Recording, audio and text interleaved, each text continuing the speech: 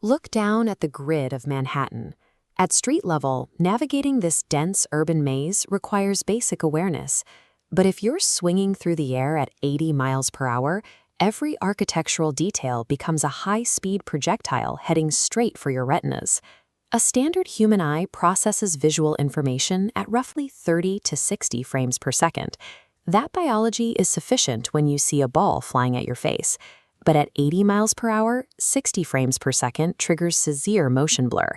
The brain cannot update its world map fast enough to distinguish a brick wall from a window ledge.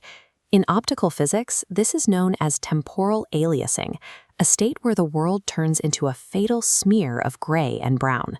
At these velocities, threading a needle between skyscrapers isn't a matter of training. If your eyes can't refresh faster than the objects you're passing, a high-speed collision is unavoidable. Yet Peter Parker avoids the blur entirely. When he dives off a ledge, he perceives every individual brick and window mullion in sharp 8K resolution. This timeline compares 60 frame per second human vision against Parker's. His retinas process 1,000 frames per second. At this frequency, a 60 Hz light bulb doesn't steadily glow. His eyes capture minute gaps in the electrical current, making it appear as a flickering strobe. He isn't just reacting with fast reflexes. He is navigating a world that looks like a high-speed playback of a frozen reality. Taking in 1,000 frames every second creates an immediate data bottleneck between the eye and the brain. In a standard pathway, visual data travels from the retina to the primary visual cortex. That trip takes roughly 150 milliseconds. At 80 miles per hour, a body travels nearly 18 feet before the conscious brain sees the threat. To eliminate this lag, Parker's nervous system utilizes a subcortical bypass.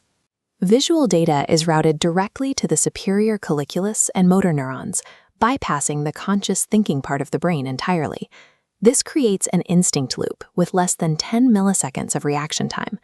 Peter Parker can hold a conversation while fighting because his conscious mind is just a passenger, watching his body react automatically. His biology is only half the story. To manage the chaos of Manhattan, he uses external hardware, the white lenses of his mask. A city creates immense visual noise, glare from glass, flickering shadows, and moving traffic. At high speeds, this barrage would overwhelm even an overclocked retina. Those lenses aren't just fabric. They function as polarized aperture filters. They function exactly like a mechanical pupil, actively narrowing the depth of field to strip away excess peripheral data. By filtering out the noise, the mask isolates high-contrast edges, the building corners and ledge depths acquired for web attachment and navigation. This reduces the cognitive load on Parker's brain, turning his vision into a dedicated forensic tracking system. But there is a point where this hardware fails. We've simulated a sensory seizure to see what happens when the system glitches. The threat is stroboscopic overload, triggered by high-frequency flickering light, such as a malfunctioning electrical grid. Because Parker's frame rate is so high, he doesn't see a flashing light. He sees millions of distinct, violent shifts in his reality every second. His brain attempts to sync with the flicker, leading to a state of neural desync. He is forced to process 1 million frames of corrupted data in real time.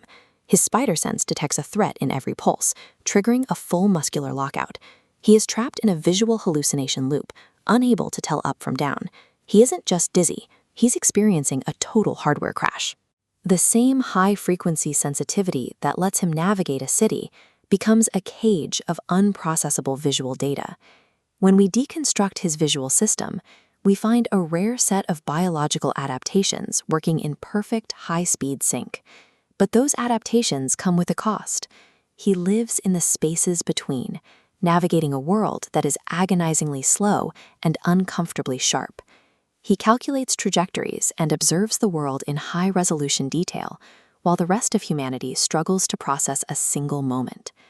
If you saw the world for what it truly is, a collection of data points moving in slow motion, would you ever be able to slow down and enjoy the view, or would you always be waiting for the rest of us to catch up?